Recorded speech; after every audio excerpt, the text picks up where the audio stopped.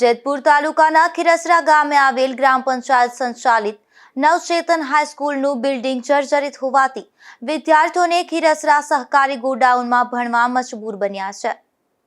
જેતપુર તાલુકાના ખીરસરામાં આવેલ ખીરસરા ગ્રામ પંચાયત સંચાલિત નવચેતન હાઈસ્કૂલમાં ધોરણ 9 અને 10માં 73 જેટલા વિદ્યાર્થીઓ અભ્યાસ કરે છે। નવચેતન હાઈસ્કૂલનું ગત વર્ષ 100% જેટલું ઉચ્ચ પરિણામ આવેલ હતું। આ વર્ષે પણ 94% રિઝલ્ટ આવેલ, પરંતુ ખાટલી મોટી ખોટ કહેવત મુજબ આ સ્કૂલનું બિલ્ડિંગ ખૂબ જ જૂનવાણી હોવાથી હાલ જર્જરિત હાલતમાં જોવા મળી રહ્યું છે, જેને લઈને આ સ્કૂલના વિદ્યાર્થીઓને સહકારી ગોડાઉનમાં અભ્યાસ કરવો પડે છે। મારું નામ સંજય એન જામંગ છે। હું નવચેતન માધ્યમિક શાળાના આચાર્ય બોલું છું। આ નવચેતન માધ્યમિક શાળા ગ્રામ પંચાયત સંચાલિત છે અને એને 1982થી માન્યતા મળેલ છે। આ હવે મકાન જૂનું પુરાણ થઈ ગયું છે।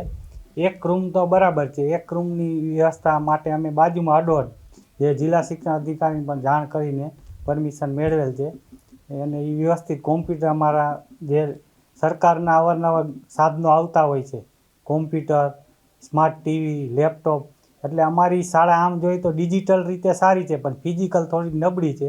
આ બાબતમાં ગ્રામ પંચાયતને મેં ધ્યાન દોરેલ છે।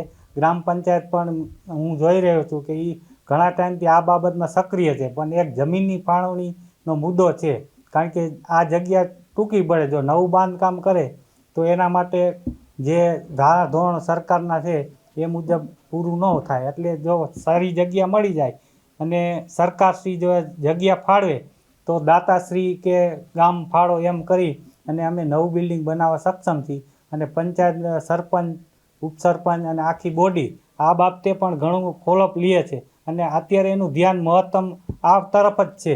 એટલે મારી સરકાર અને પંચાયતને ખાસ વિનંતી કે જેમ બને એમ જો વધારે વહેલી તકે જો સારું મકાન બાળકો વિદ્યાર્થીને મળે તો સારું। અને આ શાળામાં વિદ્યાર્થીની સંખ્યા પણ સારી એવી છે। ધોરણ 9માં 40 છે, ધોરણ 10માં 33 છે, એમ કરીને કુલ 73ની સંખ્યા છે અને છેલ્લા ઘણા સમયથી અમારા શાળાનું રિઝલ્ટ પણ સારું આવે છે। ગત વર્ષે 100% હતું, આ વર્ષે 94% છે અને અમે અમારો એવો ઉદ્દેશ્ય કે 100% આવે, કારણ કે અમે જે ડિજિટલ સાધનો આવે એનો ભરપૂર ઉપયોગ કરવા માટે જો સારું બિલ્ડિંગ હોય તો એના લીધે અમારે એક વાતાવરણ ને ભાવાવરણ સારું જળવાય અને જેને લીધે બાળકોની શિક્ષણ તો સારું રહે પણ ક્ષમતાવાળું શિક્ષણ મળે અને ક્વોલિટી ખાસ વિકસાવવા મળે, કારણ કે આ જે નવા યુગમાં ટેકનોલોજી આવતી જાય છે તો એને જાળવણી માટે સારા મકાનની જરૂર પડે। નમસ્તે। આ સ્કૂલના બિલ્ડિંગ માટે સરકાર દ્વારા યોગ્ય જમીન ગ્રામ પંચાયત હસ્તક ફાળવણી કરવામાં આવતી નથી, જેથી સ્કૂલનું નવું બિલ્ડિંગ બન્યું નથી। વિમલ સુંદરવા, ગુજરાત ન્યૂઝ, જેતપુર।